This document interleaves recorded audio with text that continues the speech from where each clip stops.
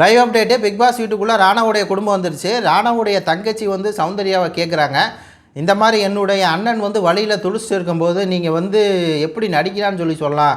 எங்கள் அண்ணன் வந்து உத்தமன், அவன் வந்து எப்பயுமே நேர்மையாக இருப்பான்.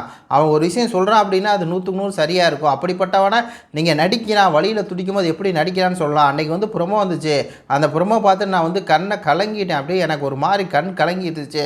அப்படியே அடுத்த ப்ரொமோ வருது, அடுத்த ப்ரொமோவில் நீங்கள் நடிக்கிறேன்னு சொல்கிறது 20-30 வாட்டி சொல்கிறது அப்படியே எனக்கு வந்து ஒரு மாதிரி இருந்துச்சு அப்படின்னு ஒட்டுமொத்த குடும்பமாக சேர்ந்துட்டு சௌந்தர்யா வந்து அக்யூஸ் பண்ணுறாங்க.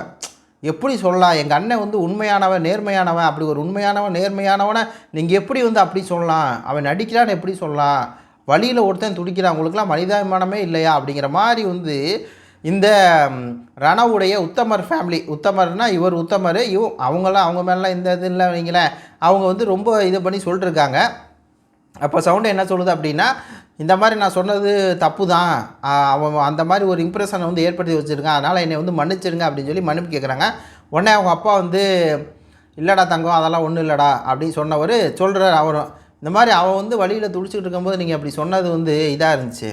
அவங்க அம்மாவும் மொத்தத்தில் என்ன அப்படின்னா சௌந்தர்யா வந்து டார்கெட் பண்ணும், அப்படியே இது பண்ணும், தன் மகன் செஞ்சதை எதுவுமே சொல்லக்கூடாது, தன் மகன் நல்லவன் உத்தமன் நேர்மையானவன் அப்படிங்கிற மாதிரி வந்து பார்த்திங்கன்னா பேசி விட்டாங்க. அது பார்க்குறதுக்கு ரொம்ப கஷ்டமாக இருக்குது. எல்லோரும் போட்டு சௌந்தர்யாவே அடிக்கிறீங்களேடா, ஒரு ஆளை போட்டு எல்லாம் அடிக்கிறீங்க. இப்போ நான் பதிலுக்கு வந்து பேசிடலாம் ராணாவை, ஆனால் எனக்கு உடன்பாடு இல்லை. சௌந்தர்யா மன்னிப்பு கேட்டாங்க, ரைட்டு, தப்புன்னு உணர்ந்ததுக்கப்புறம் மன்னிப்பு கேட்டு நம்ம அவ்வளோதான், அதை விட்டுறணும். ஏன்னா இப்போ என்ன பிரச்சனை ஆகி போச்சுன்னா, இவனுக்கு ஓட்டு வாங்கி கொடுத்தது சௌந்தர்யா தான்.